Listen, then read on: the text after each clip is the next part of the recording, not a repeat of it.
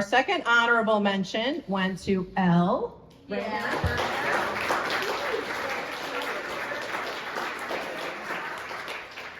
Great job. And that is for Elle's piece that's also hanging back here called Set It All Free. It's a digital piece that Elle did. And by the way, Elle was our big winner last year at the art contest. She was. She won first place.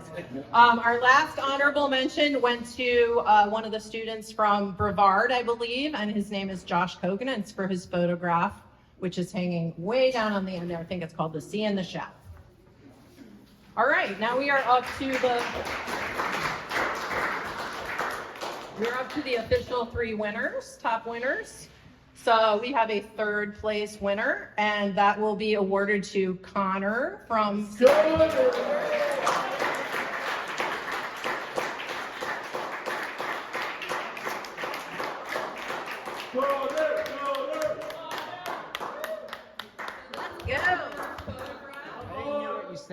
Everyone You kept won, screaming. you won 3rd place, Connor, in the art contest, and you will be getting a prize. And it's for his photograph hanging on the wall right there over there. So it was your snow petals painting that was hanging over there. Oh. And the gentleman called me, and he absolutely loved it. And Corinne only wanted to charge $20 for the piece, but when he came to pick it up, he said, "I think it's worth more," and he gave you an extra $10. So you made that.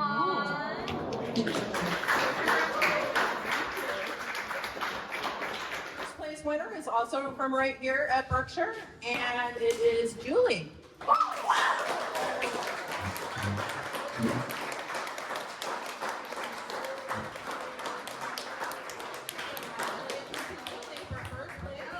charcoal drawing, which is hanging right under the Lee department store sign.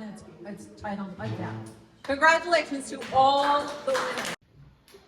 So what I'm starting now is, what I'm about to tell you now is a little bit of the story of how I got here today, but basically a bit of a bridge. June 29th, 2003, a day that would forever change not just me, but also my family. That was the day when I was officially diagnosed with autism. Now imagine being told that your son may not even talk right, walk right, or even be wheelchair bound for life. One doctor even gave me 3 months to live. It's a lot to handle on just a little toddler like myself. For my parents, it's what I would call Judgment Day. Were they going to take their advice or roll the dice? If you haven't guessed already, they took a gamble and things might have worked out. Might have. Before that moment, none of my parents even knew what autism or even Asperger's syndrome even was. For my parents, there's a lot of living and learning, especially in the early years. But talking about it now, all these years later in front of you guys, I've taught them just as much as they've taught me. Now, nothing came easy. Growing up with Asperger's made me feel more comfortable doing things, made me more comfortable doing things alone. I spend a lot of time outdoors, hiking, bird watching, fishing, getting a breath of fresh air. I dare say to this day, I still socialize better with animals instead of actual people.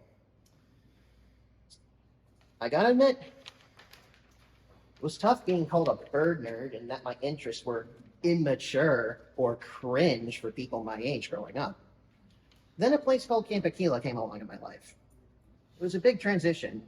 Being a month away from home was not an easy thing to do for any of us. But that camp did a lot to get me where I am today. I had my first ever real friend core group there. Matthew, Ezra, and I created something that we all called a dynasty. 5 years of being some of the best bros to ever walk the face of the planet. Unfortunately, that's when depression happened and it all blew up, that dynasty. But what that taught me was how to deal with people moving on from things, a skill that I very much underappreciate. After Aquila is when that depression came back to me.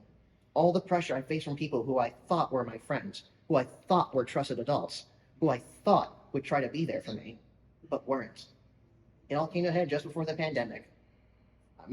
Surprisingly, I almost wouldn't be able to talk to you all here today, but I never gave up, and I was determined to fight back. During the pandemic, I had time to reflect on myself. I was fortunate enough to be in a new country in Costa Rica for some time. And while I was there, I found my purpose. in life, to regather myself, to make myself stronger as a human. And there is when I knew my certainty that I want to be a wildlife biologist and conservationist. And it made me realize how great everything was. Then this is where CIP comes along. And oh boy, that was a lot to deal with, especially my first year. Depression drama came back in my life, but this time I knew it was coming, and I knew how to handle myself. I still managed to make friends my first year. The amount of drama definitely took its toll on all of us. None of my real friend core was coming back this year. I was on the fence of even being here again to talk to you guys. And then then something hit me. I reflected on my memories of my first year, and then just thought to me, I would have never thought that I, Justin Ryan, would lead the whole program on a Housatonic River cleanup in only my third week at CIP. Shocking, right? For someone who's very quiet, antisocial, nerdy classes kid like myself. Shocking. But then it realized I've made major growth that year. Living with 4 of the roommates and holding your own is something that's not to be taken lightly. I had reasons to move on, but all that while, those thoughts just kept coming back and realizing a bigger picture, not just in CIP, but this whole community as a whole. And it also really affected when I joined the summer musical, and it opened my eyes to see what else CIP really had to offer. The other people there, the staff, the community. The man of the river, as a lot of locals would call me. I knew that I just couldn't just be a one-year wonder with all this. There had to be a better ending to me. And I knew I made my impact here. I knew that I was taking the risk coming back, having to restart new friendships and a new roommate. But I did not let that fear control me.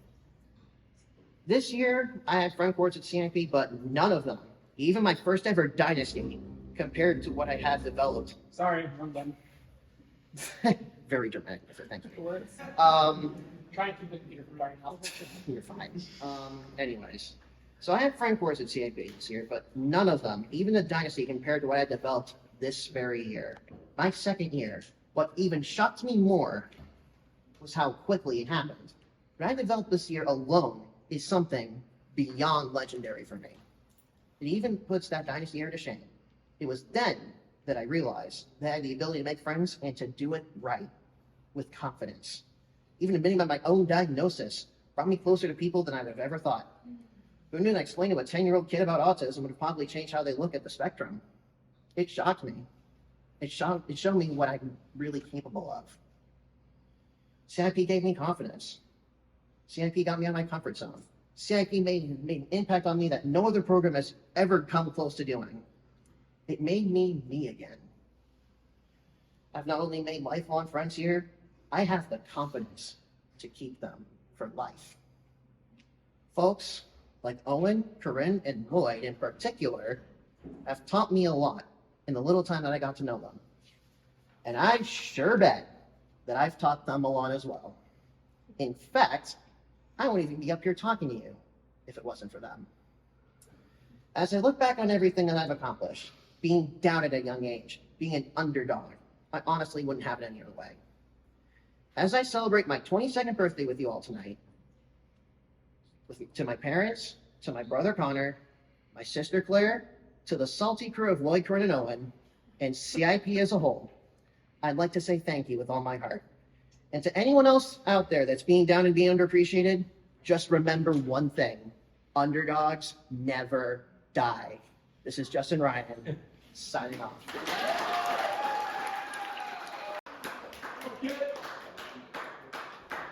Hi, my name is Joe Till. I'm about to read you my bio poem. In other words, a poem about who I am and what I value. Joe. Funny, caring, relaxed, affable, who loves the movies, who wonders about political issues, who fears cruelty, who feels happy when I've just watched a good movie, who would like to be a professional writer someday, who dreams that I will be famous, who wishes for all neurotypical people to accept the atypical, whose challenges are stressful, whose differences make him unique. from Framingham, Massachusetts, Till.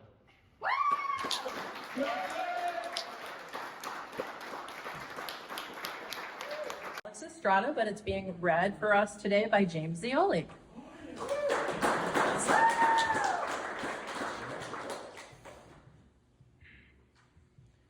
Learning disabilities make things difficult. Spelling is misspelling. Writing is overwhelming. Meeting people is anxiety. Safer with what and who you know. Clean away the filth. Clean away the tears. Checking, double checking, triple checking. Important things, don't lose them. Things I like, fascinate, captivate. Things I don't like, I'm ignoring. They're just boring. Learning disabilities are my reality. Not unnatural, just unique. Understand me, accept me as I am.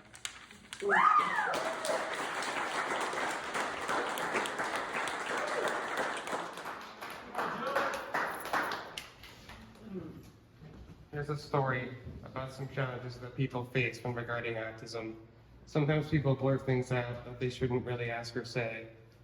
Hearst Castle was owned by the iconic newspaper tycoon William Randolph Hearst. It's located in Southern California. When I was younger, I went to Hearst College for a tour. I think it was for a project, but I'm not sure. This was a long time ago. Apparently, I had read somewhere in the book that there had been an explosion on the premises. When we were exploring the castle grounds, we encountered a tour guide, and I stopped to ask some questions. I told him I had read in the book that there had been an explosion. I pointed to the exact area, and my parents and the tour guide were horrified and shocked. Apparently, I wasn't supposed to ask that question, let alone be aware of the incident. I think my parents were more shocked because I pointed exactly to the spot where it happened. Keep in mind that when I read that in the book, it didn't mention where exactly. It was just the approximate area where it happened. I am also uncertain if there were other people who were present at the time. I am still unsure to this day I didn't get kicked out. It didn't even occur to me that I shouldn't ask something like that. Most people would know not to ask something like that. I think it's more obvious to someone who's not autistic to know not to ask something like that. Someone on the autism spectrum might not know not to ask a question like that. Here's what I would suggest as a possible solution. You might want to consider coaching the person on what's appropriate and not appropriate to ask and again before. If you are going to coach them, try to do it in a more private setting before you get there. So if set some guidelines if possible. Be patient. Someone coaching someone on the autism spectrum is going to need lots of patience and understanding. They might not get it right away. It might take a couple of tries. But sort of being understanding and patient is necessary.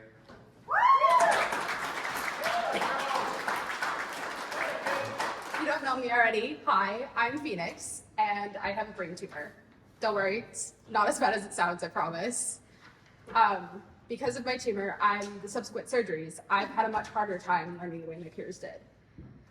When I was younger, it took me a while to find something I was good at. My mom would shuttle me between school, piano, soccer, lacrosse, swimming, ballet for about a month. Ironically, the thing I loved most wasn't any of those. It was French class. I was good at it, really good.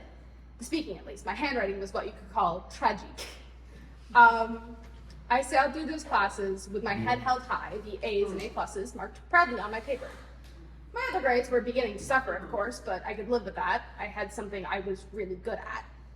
And then 8th grade hit.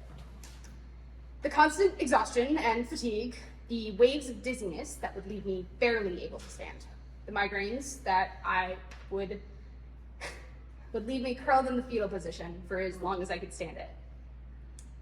The puking anywhere and everywhere, just unable to control my own body.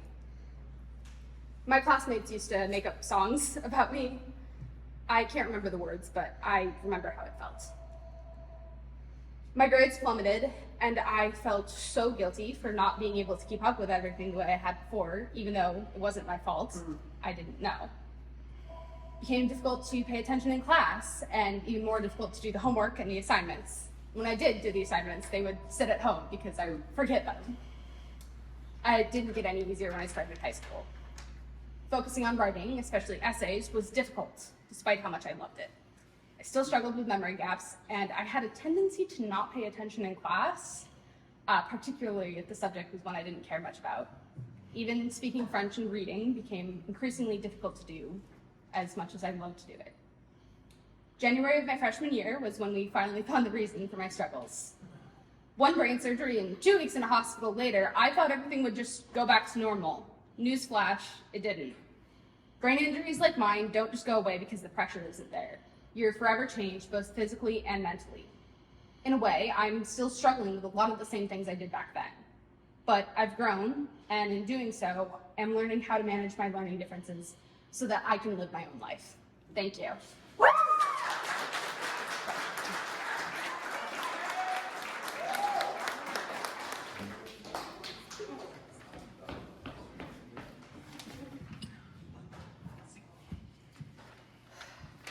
Hello, everyone. My name is Chris Ferrari, and I'm here to give you a speech. How long have I been at CIP? This is my first year, and I gotta say, I'm having a fantastic time, and I'll explain why. And what does autism mean to me? Well, back then, I used to see autism as a disease, something that's holding me back. As a result, I felt miserable for a very, very long time. I didn't have a lot of friends. I didn't have a lot of communication skills. I thought my life was going to be turned over. That was until I went to CIP, where I made a lot of new friends, and I'm really happy for that, especially with my 2 best friends way in the back.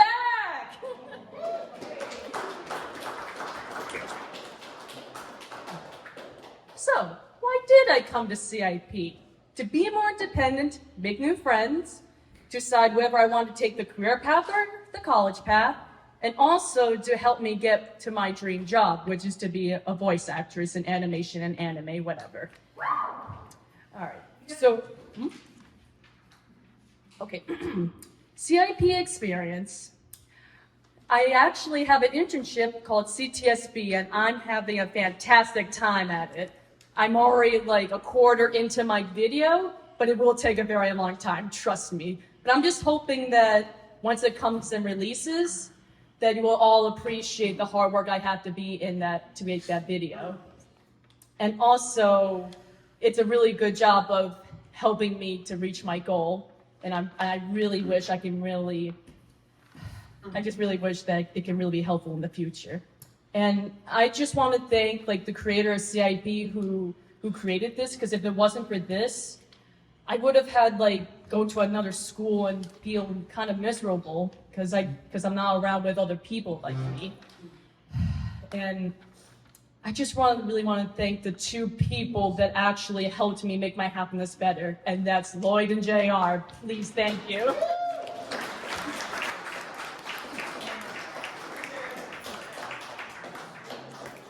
And also, I really love all the teachers here. They really helped me and stuff like that, and they're just so nice. And also to the people, even if I don't really talk to them that often, they're really nice people and they're really fun to hang out with. So I'm really happy to be here. Thank you.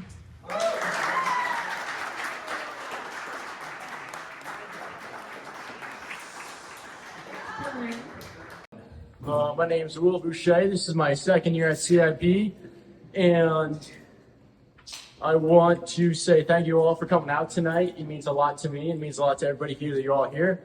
And today I'm going to be explaining to you how anxiety and autism affects me in my life through a way in which you wouldn't think, right? Like, I think this way you're all going to have fun and and this was a fun way for me to tell you all how it affects me on an everyday basis.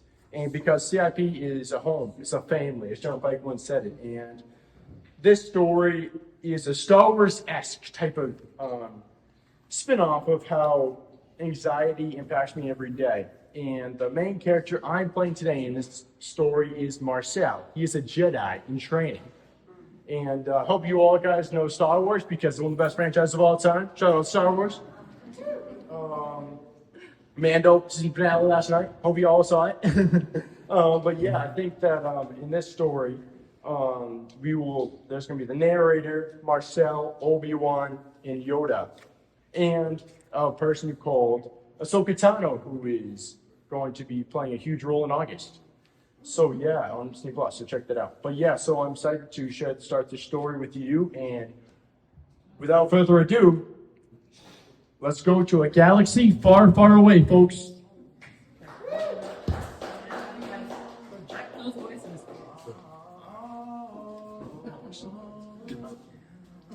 Okay. A long time ago, in a galaxy far, far away, there was an evil member of the CIS called Admiral Thrawn, who controlled the Dagobah system. There was a brave Jedi named Marcel, who was being taught by Obi-Wan Kenobi to become a Jedi Master. One day on Naboo, when Marcel was in a duel with another Jedi trainee, Marcel started to have distracting thoughts in his head during the fight, but he was still able to complete all the training exercises. After the duel, Marcel walked over to Obi-Wan to tell him about that experience. Master Obi-Wan! During the fight, I started having thoughts in my head about other things that I had to complete during the day, as well as thoughts about the land speeder test I have in a few days. Is that normal? This is unusual. Why don't we bring you Yoda on Coruscant to help you understand what is going on?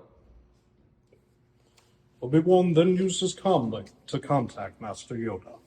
Master Yoda, one of my students had an unusual experience today during his training, and he would like a moment to talk to you about it, to help him understand it. Will you be able to do that for him? Soon, talk with your students, I will. Potential accident this was. In time, we will see. Obi-Wan understood that Yoda wanted to watch Marcel more closely to see if this event happens again. But that meeting with Yoda would not happen right away, so he had to break the news to Marcel. Excuse me, Marcel. Could I have a word with you? Yes, definitely. Then Obi-Wan led Marcel to a quiet room where they would be alone. Once they were alone, Obi-Wan began the conversation. I talked with Master Yoda, and he wants me to keep a closer eye on you to see if you have any more unusual experiences. So we will continue your training as usual. The meeting with Yoda will only happen if you continue to have the distracting thoughts during your training. Marcel took a minute to process the news. That makes sense. I think it was just a rare occurrence. Thank you for your time, Master Obi-Wan, and may the Force be with you. And with you as well, Master. Before you go, Master, here is a hologram I want you to have. Marcel took a moment to look at the device and then replied, Thank you, Master Obi-Wan, but what do I need this for? This device helps someone communicate with you so that you can have a conversation when you're apart. That sounds amazing. I'll keep this handy if anyone needs to reach out to me. Marcel, your next assignment will be to arrive on Tatooine to find the crystals needed to build your lightsaber. This is a new place to me, and I will not know anyone there. Are you sure I can handle this task? I'm nervous about meeting new people because I'm a very shy person, Master. I believe you can handle the assignment. Use the Force as your guide. But if you need some conversation starters, just say conversation starters to your hologram, and it will pull up some for you. May the Force be with you. May the Force be with you as well, Master. Marcel headed toward the shuttle to take him to Coruscant. On the ride to Coruscant, Marcel started to feel anxious, and sure enough, he began hearing the disruptive voices in his head. But he tried to ignore them. The voices were telling him about certain events that were happening in the past or present. Once Marcel arrived on Coruscant, he started looking for the crystals. But the insistent voices appeared again, so he used his hologram projector to call Obi-Wan. A few minutes later, Obi-Wan appeared. Marcel, why have you called me? I am in a meeting with Luke Skywalker, so unless this is very urgent, I need to go. I'm sorry, Master, but I started hearing those voices in my head on the ride to Coruscant. And while I'm on the quest to find the diamonds for my lightsaber, is that normal? This is quite unusual. I think it may be time for you to have that meeting with Yoda. I will set up a meeting soon, so you should find the diamonds and then come back. That sounds great. Thank you, Master. Anytime. Be safe, Marcel. Then Obi-Wan disappeared, leaving Marcel alone with his thoughts. Meanwhile, on Coruscant, Obi-Wan leaves his meeting with Luke to meet with Yoda about how to handle Marcel's situation in Yoda's chamber. Master Yoda, this is an unusual experience that I am hearing from Marcel. I have never heard about anything like this, so how should we go about handling it? Have him get tested, we will. Bring him to Coruscant immediately, you must. Vital information, that is, unknown there is. Ponder a theory, I will. Yes, Master. I will get Marcel back to Coruscant ASAP. I will report to you about the test results shortly. Obi-Wan used his hologram to let Marcel know he needs to return to Coruscant ASAP. Marcel, are you able to make it back to Coruscant the next day or so? We want to get you tested to see what is going on with you. I talked with Yoda, and we both believe that this matter is of very high importance, because you are one of our best apprentices. I can make the next transport to Coruscant tonight. I will head towards the station now. But is it okay that I was able to complete my mission? Yes, that is fine, because this test is more important than your lightsaber crystal. Master, what do you mean? I'm confused. This test will allow us to see how to train you, because there is something we are not used to hearing before. So we want to make sure that we are doing right by you. You could be an amazing Jedi Knight, but in order to get there, we need to learn some background knowledge. Marcel takes a moment to let that all sink in before smiling and saying, Thank you, Master. That means a lot to me. I think of the Jedi as my family, as well as a home for me. So it means a lot that you think I have that much potential. I'm about an hour from the station. When I get back to Coruscant, I will let you know. That sounds great, Marcel. May the Force be with you, Marcel. And with you, Master. when Marcel arrived back on Coruscant, he contacted Master Kenobi. Master, I have arrived, so where should I meet you? You will actually meet Ahsoka at the steps of the Jedi Temple in a short while. Then she will walk you to the testing center. That sounds good to me, but why am I meeting Ahsoka? Is that you? I am going to meet with Master Yoda before coming up with some options that we can use to train you once the test results come back. Also, Ahsoka is spoken of very highly, so she will be able to allow you to feel calm and relaxed. You will be in good hands. Thank you, Master. That sounds great. I will see you after the test. Marcel heads to the Jedi Temple to meet Ahsoka before the test. Greetings, Marcel. It's good to meet you. How are you feeling? I am nervous about this test. What if they do not want me to be an apprentice anymore? I am sure that no matter what the results of the test are, they would want to train you still. Obi-Wan speaks highly of you. So trust yourself and everything will work out. Thank you, Ahsoka. That means a lot to me. I'm still nervous, but that made me feel a lot better. Then Marcel and Ahsoka walk further into the Jedi Temple to get his test completed. Once the test results were completed, Marcel and Ahsoka went to show the results to Obi-Wan and Yoda in Yoda's chamber. Intriguing the test results are.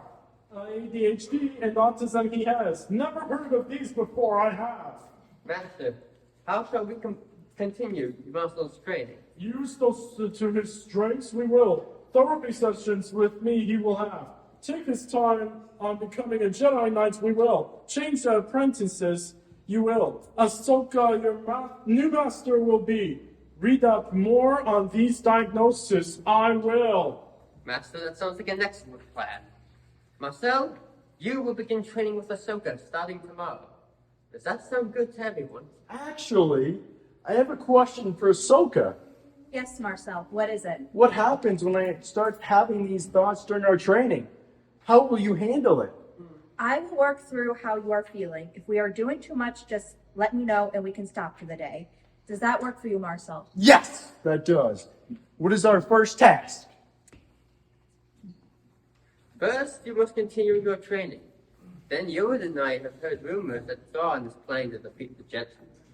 You must learn of his plans in order for us to defeat him. Let's do this, Master. Ahsoka, I am ready to continue our training. Sounds great, Marcel. We will get started tomorrow. Alvo Marcel uses diagnosis as a guide to stop drawing. Be on the lookout for the next chapter of this series. Thank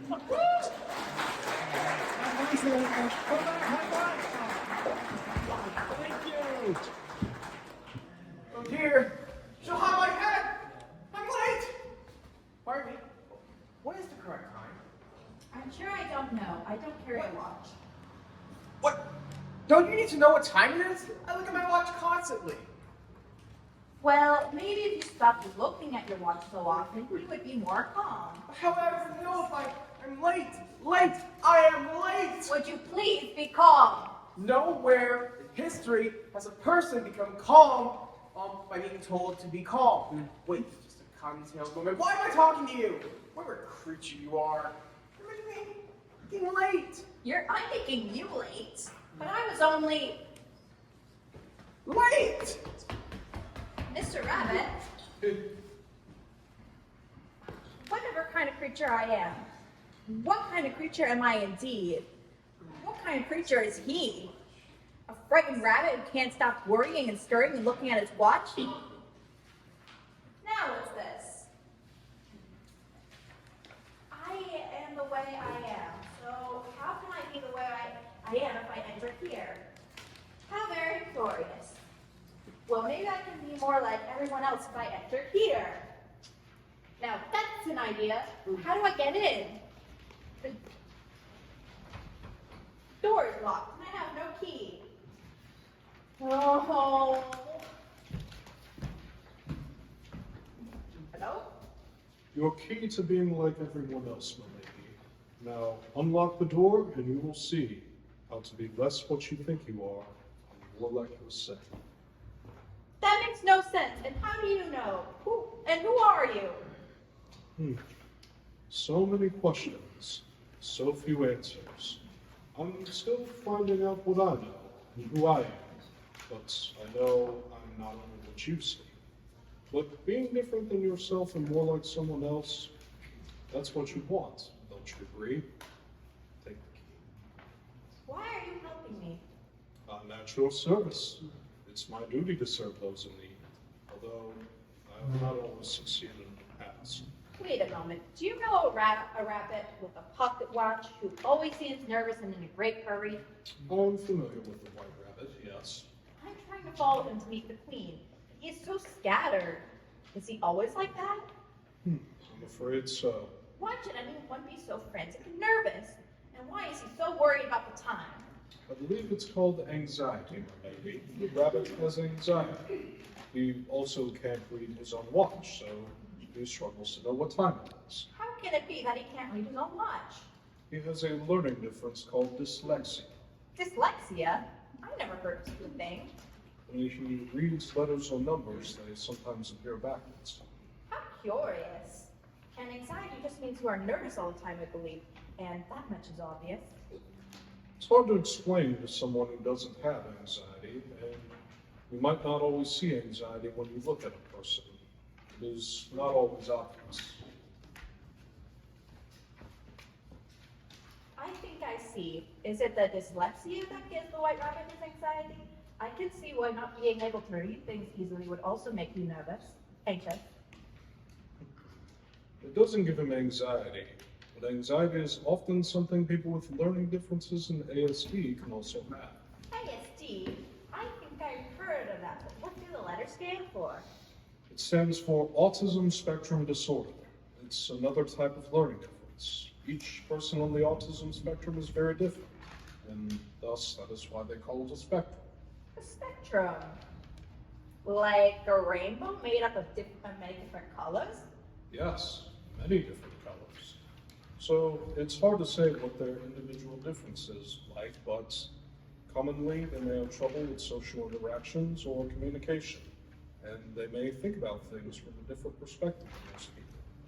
Trouble with social interactions. For instance, they may not want to meet new people or get dressed up and go to a dinner party. That is possible.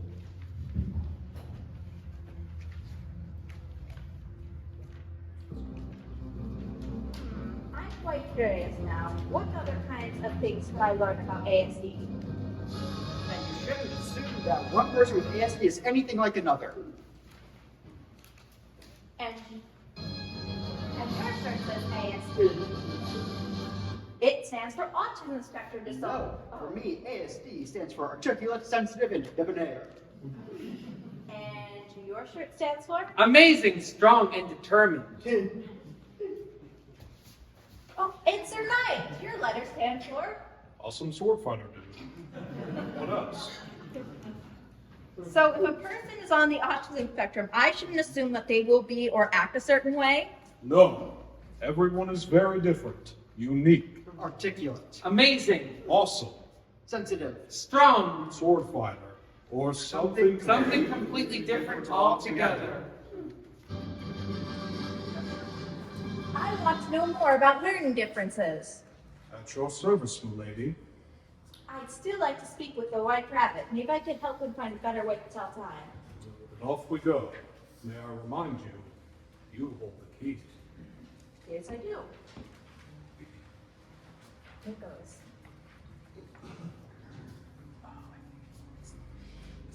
But wait, it doesn't actually fit in the door. That's because you hold the key, Alice. Not in your hand. Key to understanding is inside you. Then I shall lead the way.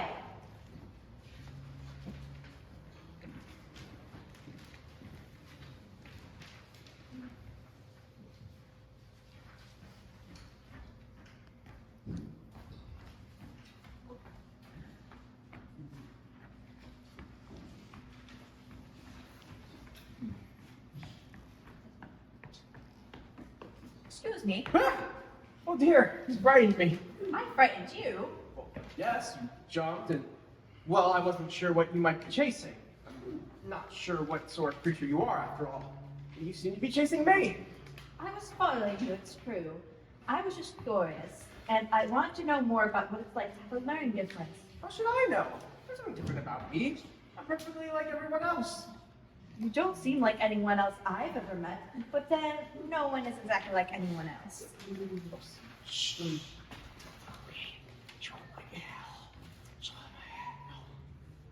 I'm exactly like everyone else. No different. And you don't have dyslexia or anxiety? The knight told me. I don't know. If I did, I'd never tell anyone. You couldn't work for the queen if she knew I couldn't read or tell time easily. You understand. That was she was so frustrated. So I simply pretend there. Now this is confusing. I just met some scientists who thought they were advanced because they think differently and learn differently. They were very proud of being different. But then I met some flowers who wouldn't accept me because I was different. And now I find out that you don't like anyone to know you have learning differences and... But Alice, not everyone is proud of that, and there are many things about it that can be very frustrating. Sometimes it's hard to admit because you worry what people may think of you. I worry what people think of me a lot. I think sometimes they're laughing at me. Just remember, Alice, no matter how frustrated you feel, how others see you never has to be how you see yourself. That may take some time to come to terms with.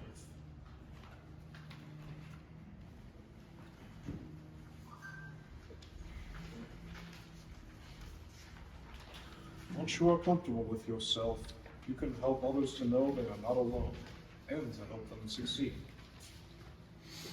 No time. I'm late. There he goes again. We are very close now. Just a little further. Come on.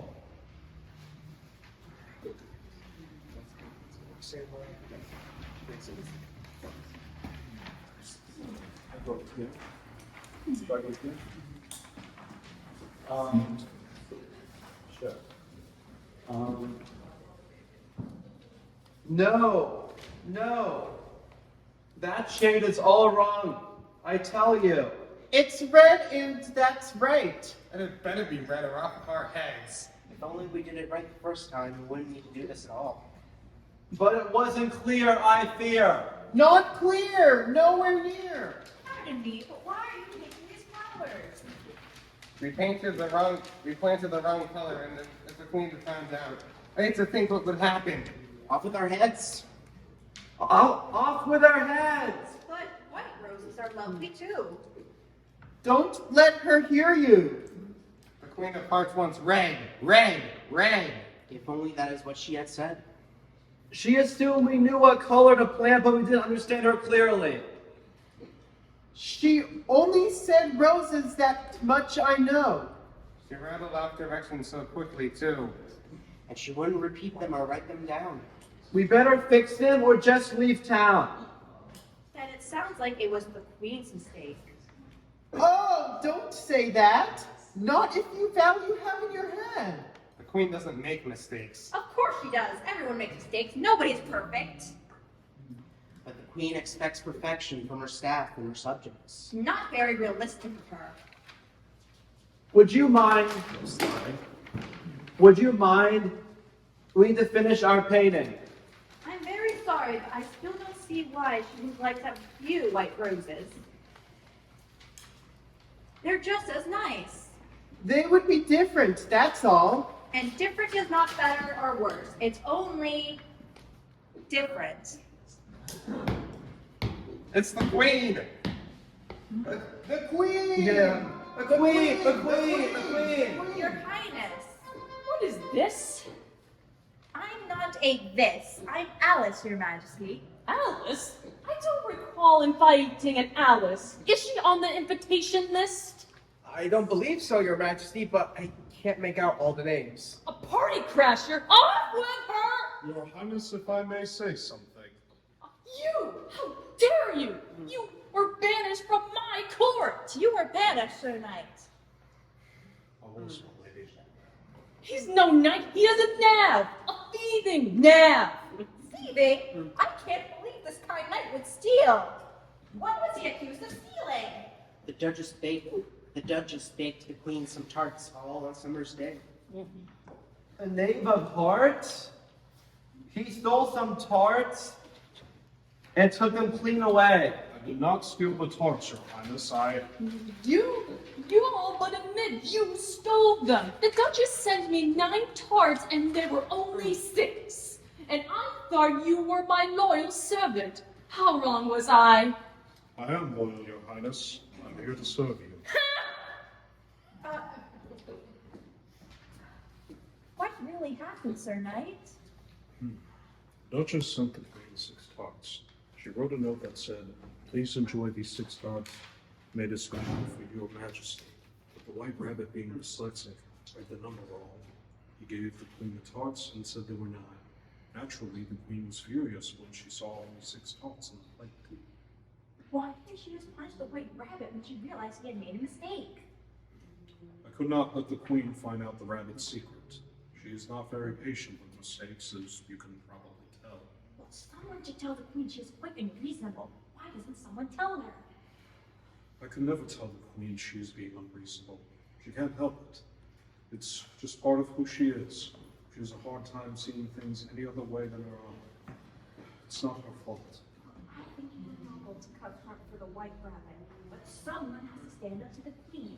I will tell her myself what I think.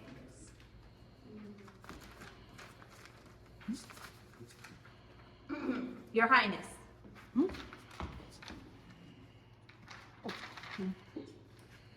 Did you speak? What is your name again?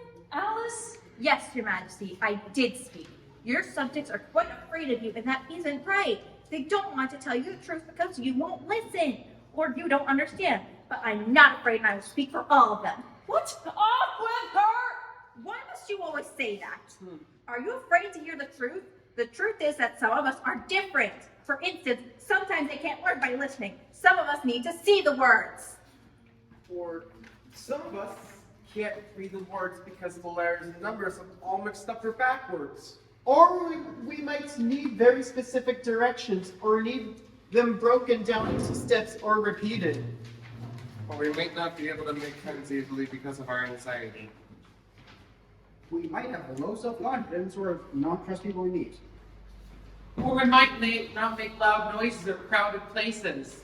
Or we might not be able to pay attention or sit still for long. Or we might like routines and not care for change at all. Or we might have trouble seeing the viewpoint of others, Your Highness. Well, I don't see all of your point of views at all. I don't like changes either, nor do I make friends easily. In fact, I don't have any friends. I am certain I don't like any changes in my routine. So what are you saying, You may possibly have a learning difference like ASD, Your Highness. How dare you? I do not. I am normal. The only thing about me is that I am a royal, and the rest of you are not. Having a learning difference is normal.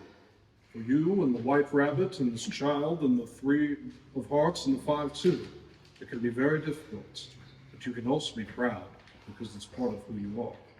And you are not alone, is she, Alice?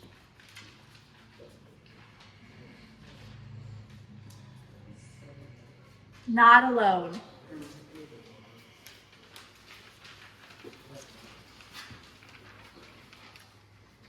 I need my sister to see that. Just because I'm not like her, I am also not my difference. I'm many things that make me up. I'm curious. Sympathetic and kind. Outspoken and driven. Intuitive and brave. I'm me, Alice, and I'm proud to be me. Cards, arrest her! What? Wait, what? She is turning things upside down and ruining everything. She's a troublemaker because she is different. Haven't you heard any of what we said?